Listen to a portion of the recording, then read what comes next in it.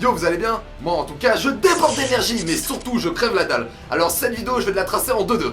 Donc tu l'as vu dans le titre, aujourd'hui ce que je te propose c'est des solutions pour contrer cette putain de flemme. Alors j'espère que ça va te plaire parce que tout ça va être sous forme de Final Flash. Donc je vais être court et bref, mais surtout efficace. Avant de commencer, je voulais juste te prévenir que je commence mes examens. Ou plutôt je commence à les étudier, parce que tout au long de l'année, j'ai reporté ces putains d'examens, et maintenant j'en ai une dizaine sur la gueule. Donc va falloir que je taffe dur. Du coup le rythme des vidéos va un peu réduire. Mais t'inquiète pas, je vais continuer à en poster toutes les semaines. Du moins je vais essayer. Mais les vidéos seront sûrement plus courtes. Et du coup je pense pas attaquer l'entraînement de Takamura ou l'entraînement de Zoro de sitôt. Ça sera sûrement pour la rentrée. Désolé les gars. Je sais que vous êtes impatients mais j'ai pas le choix. En attendant, levez juste les bras pour me donner votre énergie pour que je réussisse cette putain de session. Sinon si vous avez des idées pour la prochaine vidéo, je suis preneur.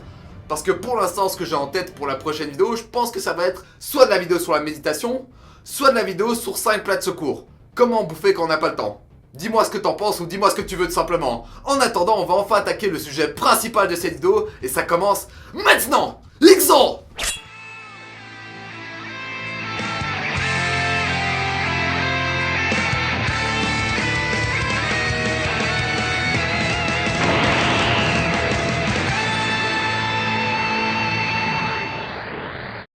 Avant de te proposer les solutions que j'ai contre la flemme ou pour t'aider à sortir de cet état, je vais t'expliquer ce qui fait qu'on a la flemme.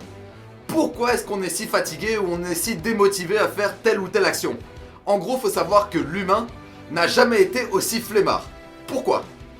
Tout simplement parce que avec la technologie, notre confort augmente. Pour se déplacer, on doit faire moins d'efforts. Pour se nourrir, on doit faire moins d'efforts. Pour communiquer, on doit faire moins d'efforts. Bref, tout demande moins d'énergie. Et en plus de ça, notre chez-soi est bourré de confort. Donc on a de plus en plus envie d'y rester, tout simplement. D'être introverti. Par exemple, chez toi, les systèmes de chauffage, d'isolation, etc. font que la température ambiante sera adaptée à ton corps. Ce qui va te donner une sensation de confort, tu vois. Alors que sortir dans le froid ou dans le chaud, ça va te paraître galère. Même chose, nos fauteuils, lits, coussins, etc. sont faits pour qu'on reste dedans, pour qu'on soit au maximum dans le confort. Et du coup, petit à petit, quand tu as tes besoins qui sont assouvis par toute cette technologie, bah tu te retrouves fainéant, ou de plus en plus fainéant. Pourquoi te bouger et dépenser de l'énergie quand tu as déjà tout ce qu'il faut? Donc voilà, pour résumer, la flemme, ce n'est rien d'autre que la résultante de toute cette technologie et de ce confort. Ce confort qui va finir par faire de nous des putains de gros titans dégueulasses.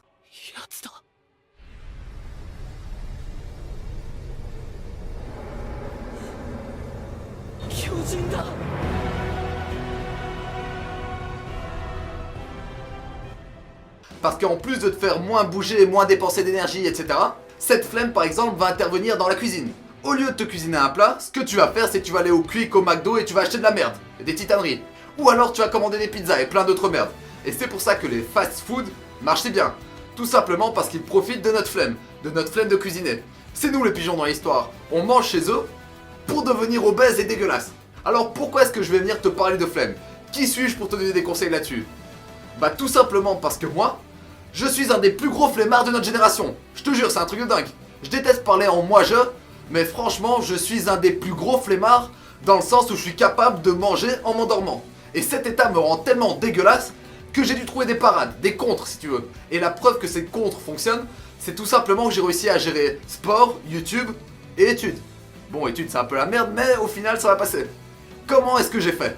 J'ai réussi à combattre cette flemme en prenant des coups d'avance. Et pour gagner ces coups d'avance, j'ai 3 règles d'or que je vais partager avec toi maintenant. C'est parti. La première règle que je vais te proposer te paraîtra sûrement évidente. Et je t'avoue que je galère encore un peu à l'appliquer. Mais t'inquiète que c'est efficace. C'est sûrement la plus efficace.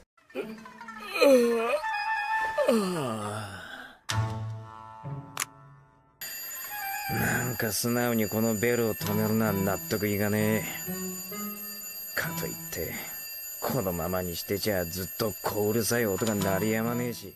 Alors quand t'es un flemmard comme moi, c'est super important de ne jamais rien reporter. C'est le truc qui va t'handicaper à vie si tu continues à reporter tout au lendemain. Franchement c'est la merde, ne le fais surtout pas. Quand t'as une tâche, une activité, un devoir à accomplir qui te paraît plutôt chiant, ne le reporte surtout pas. Attaque-le directement. Au plus vite tu le finiras, au plus vite tu seras tranquille. Parce que dis-toi que si maintenant t'as la flemme, cette flemme sera encore plus accentuée le lendemain. Et ça va te foutre dans la merde la plus totale. Je prends l'exemple de la musculation par exemple. Mon coéquipier déteste faire les jambes. Du coup il a reporté cette tâche difficile semaine après semaine. alors qu'à la base il avait un super bon niveau. Et maintenant, il se retrouve à avoir régressé, et en plus de ça, la tâche lui paraît plus dure que jamais. Mais t'inquiète pas, je vais le remotiver déter et il va tuer ses putains de jambes. Bref, je m'égare, les 2 autres conseils te seront sûrement beaucoup plus utiles que celui-là qui paraît assez évident. 今なんつっただからもういいや俺やめた交代してよざっけんなほら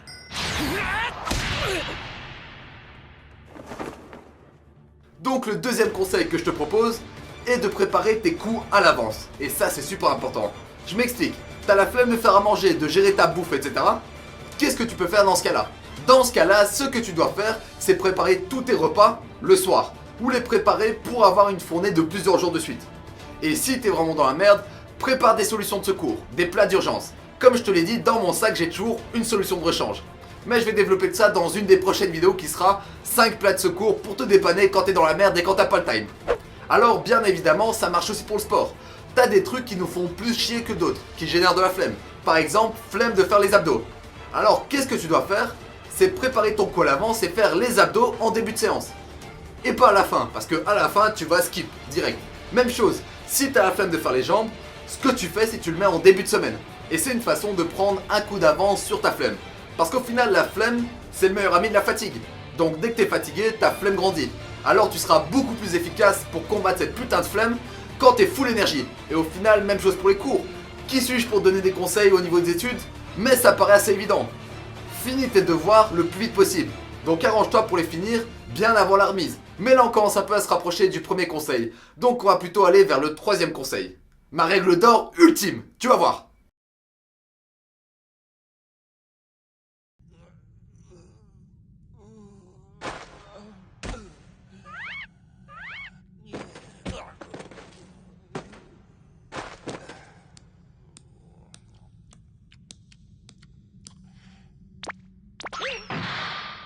Ce qui est bien avec ce conseil, c'est qu'il va te guérir un peu de tout.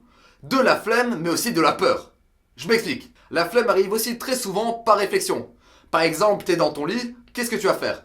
Tu vas prendre le temps de réfléchir pourquoi tu pourrais reporter. Pourquoi tu pourrais rajouter 5 minutes de plus à ton sommeil. Et cette flemme, elle va se nourrir de ça, tout simplement. Elle va se nourrir de tes arguments. Et c'est totalement la même chose pour la peur. Ce putain de poison. La peur se nourrit de tes arguments. Je n'ose pas parce que blablabla. En gros, t'argumentes tellement bien que t'arrives à te convaincre toi-même de ne pas faire tel truc. Donc la solution, c'est tout simplement d'être con. Ou plutôt de faire le con. Arrête de réfléchir et lance-toi direct. Par contre, ouais, je sais, c'est plutôt facile à dire, mais pas facile à faire. Alors je te propose une astuce qui va t'aider à gérer dans ce cas-là. À être con le plus vite possible et le plus efficacement. Cette règle, ou plutôt cette règle d'or, s'appelle la règle des 3 secondes. Tu sais, quand tu fais tomber de la bouffe par terre et qu'on te dit « C'est bon, tu peux le bouffer, il est pas tombé plus de 3 secondes ». Pourquoi est-ce que cette règle marche si bien? Tout simplement parce que cette règle ne nous laisse pas le temps de réfléchir. Qu'est-ce que ça change que ton biscuit ça tomber 3 secondes ou 10 secondes? Rien du tout au final. Et ben cette astuce nous permet d'agir vite, efficacement et sans réflexion. Tu fais tomber ton biscuit, tu le ramasses. Fin d'histoire. Tu commences pas à réfléchir, à tortiller comme une merde vivante. Et en appliquant cette règle dans toutes les situations ou les cas où tu hésites, tu verras que tu vas réagir plus vite. Ça paraît con, mais je te jure que c'est un exercice que tu dois absolument faire. On prend l'exemple du lit. Le matin, quand tu hésites à te lever, ce que tu vas faire, c'est tu réfléchis pas. Dès que t'es réveillé, bim, les 3 secondes, tu traces. Si t'hésites à faire une figure, un salto ou que t'hésites à sauter d'une falaise ou d'un plongeoir, qu'est-ce que tu fais? La règle des 3 secondes, t'attends pas, tu sautes direct. Si t'hésites à aborder une fille, qu'est-ce que tu fais? La règle des 3 secondes, tu tortilles pas, t'attaques direct. Et après, tu verras comment ça se passe. Et crois-moi, cette règle va faire de toi une vraie machine. Un Saiyan qui réfléchit pas, un Saiyan qui fonce. Dans la vie, on a besoin de fonceurs, pas de gens qui stagnent à réfléchir. Ça sert à rien. Ça a beau être un cas de figure intelligent entre guillemets, c'est les gens qui foncent, les gens les plus impulsifs, les plus cons entre guillemets, qui réussissent le mieux. À notre époque, tout le monde peut être intelligent, réfléchir, etc. Mais au final, ça t'apporte beaucoup moins que si t'agis. Et vite. Alors je compte sur vous les gars. Quand vous avez la flemme ou quand vous avez peur, appliquez la règle des 3 secondes. N'ayez pas peur, direct vous foncez. Bon, je pense en avoir fini et je crève de faim là. Donc j'ai plus rien à dire, donc du coup j'ai 3 trucs à te dire. Mange bien, dors bien et entraîne-toi bien. Sur ce, Jana!